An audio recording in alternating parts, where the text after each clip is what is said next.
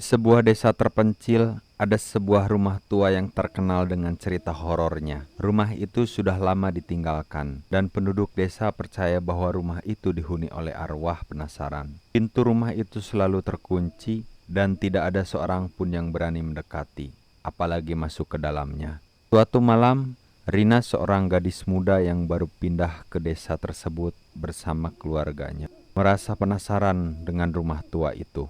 Meskipun sudah diperingatkan oleh penduduk setempat, rasa ingin tahu mengalahkan rasa takutnya. Dengan berbekalan senter dan keberanian, Rina memutuskan untuk menyelidiki rumah tersebut.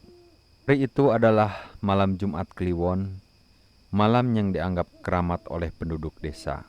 Rina berpikir malam itu adalah waktu yang sempurna untuk membuktikan bahwa cerita-cerita seram tentang rumah tua itu hanyalah mitos. Sebelum pergi, Rina menyelipkan sebuah jimat kecil pemberian neneknya di dalam sakunya, berharap bisa memberi perlindungan baginya. Saat ia mendekati rumah, suasana terasa semakin mencekam. Angin berhembus kencang, membuat suara berderak dari pintu dan jendela yang sudah lapuk. Pohon-pohon di sekitar rumah itu bergoyang seperti tangan-tangan hantu yang melambai. Dengan tangan gemetar, Rina mencoba membuka pintu rumah tersebut. Anehnya, pintu itu terbuka dengan mudah, seolah-olah mengundangnya masuk. Dalam rumahnya, suasana gelap dan dingin menyambutnya. Bau apek menyengat hidungnya, menambah rasa tidak nyaman. Rina melangkah perlahan, menyusuri lorong-lorong sempit dengan hati-hati. Tiap langkahnya menghasilkan suara berderak dan lantai kayu yang sudah tua. Dinding-dinding rumah itu penuh oleh sarang laba-laba dan debu tebal, menunjukkan bahwa rumah itu sudah lama tidak dihuni. Saat Rina mencapai ujung lorong, ia melihat sebuah pintu yang tertutup rapat. Entah mengapa, pintu itu menarik perhatiannya.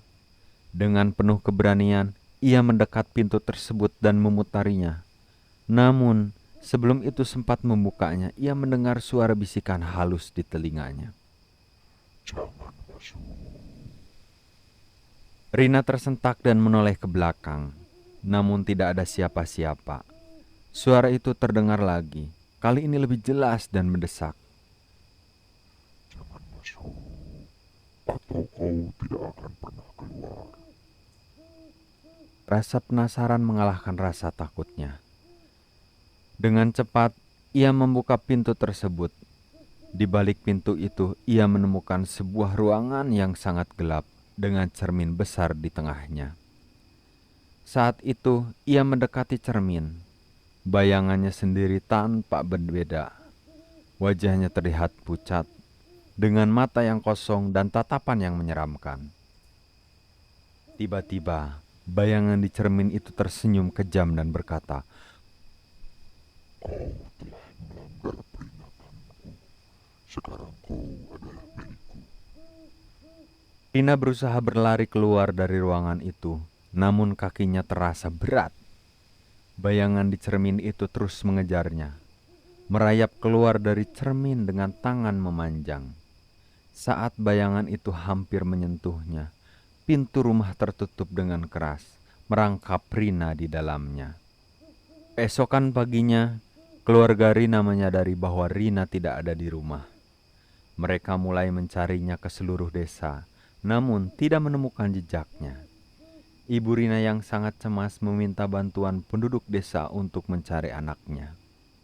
Beberapa pemuda desa yang pemberani memutuskan untuk memeriksa rumah tua itu, meskipun mereka tahu bahayanya. Dengan perasaan takut namun penuh tekad, mereka mendekati rumah tua itu. Saat mereka membuka pintu, mereka merasa bahwa dingin yang aneh. Mereka memanggil nama Rina, namun tidak ada jawaban. Mereka menyelusuri lorong-lorong sempit, mencoba mencari petunjuk tentang keberadaan Rina. Di ujung lorong, mereka menemukan pintu yang terbuka sedikit. Salah satu pemuda Budi dengan hati-hati mendorong pintu itu dan masuk ke dalam ruangan. Dalamnya, mereka melihat cermin besar di tengah ruangan. Saat mereka mendekati cermin, mereka melihat bayangan Rina di dalam cermin itu, tampak ketakutan dan memohon bantuan.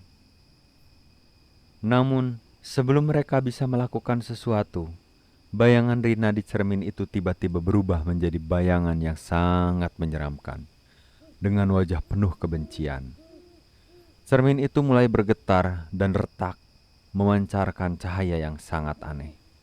Mereka mendengar suara yang seperti yang didengar Rina malam itu. Kau telah melanggar peringatan, sekarang kau adalah milikku. Pemuda-pemuda itu berlari keluar dari rumah dengan ketakutan. Mereka menceritakan apa yang mereka lihat kepada penduduk desa. Namun tidak ada yang tahu harus berbuat apa. Desa itu semakin dihantui oleh suara-suara aneh dan penampakan-penampakan misterius dari rumah tua tersebut. Beberapa bulan kemudian, seorang peneliti paranormal bernama Pak Danu datang ke desa itu. Dia mendengar cerita tentang rumah tua tersebut dan tertarik untuk menyelidikinya.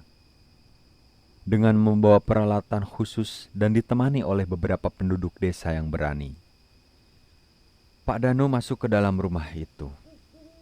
Pak Danu mulai menyelidiki setiap sudut rumah dengan teliti. Dia menemukan berbagai simbol aneh yang terukir di dinding dan lantai rumah itu. Setelah melakukan beberapa penelitian, dia menemukan bahwa rumah itu dulunya memiliki seorang dukun yang terkenal jahat. Dukun itu melakukan berbagai ritual hitam dan mengurung arwah-arwah penasaran di dalam cermin besar di rumahnya. Menurut legenda, dukun itu akhirnya tewas dalam salah satu ritualnya sendiri. Namun arwah-arwah yang terperangkap di dalam cermin tetap tidak bisa bebas. Mereka terus menghantui rumah-rumah itu, mencari korban baru untuk ditarik ke dalam dunianya mereka. Pak Danu kemudian melakukan ritual pemurnian untuk mencoba membebaskan arwah-arwah tersebut.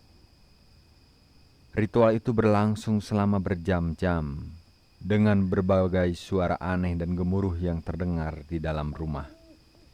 Penduduk desa yang menyaksikan dari luar merasa cemas dan takut. Setelah ritual itu selesai, cermin besar di dalam rumah itu pecah menjadi ribuan keping, memancarkan cahaya terang yang perlahan memudar. Pak Danu keluar dari rumah dengan wajah lelah namun lega. Dia memberitahu penduduk desa bahwa arwah-arwah itu telah dibebaskan dari rumah itu sekarang aman. Namun, ketika penduduk desa masuk untuk memeriksa, mereka menemukan sesuatu yang mengejutkan. Di tengah ruangan, di antara pecahan-pecahan cermin, mereka menemukan jimat kecil milik Rina. Namun, Rina sendiri tidak pernah ditemukan. Meskipun ruangan itu sekarang tenang, misteri tenang apa yang sebenarnya terjadi pada Rina tetap menjadi rahasia yang terpecahkan. Sekian untuk cerita horor kali ini.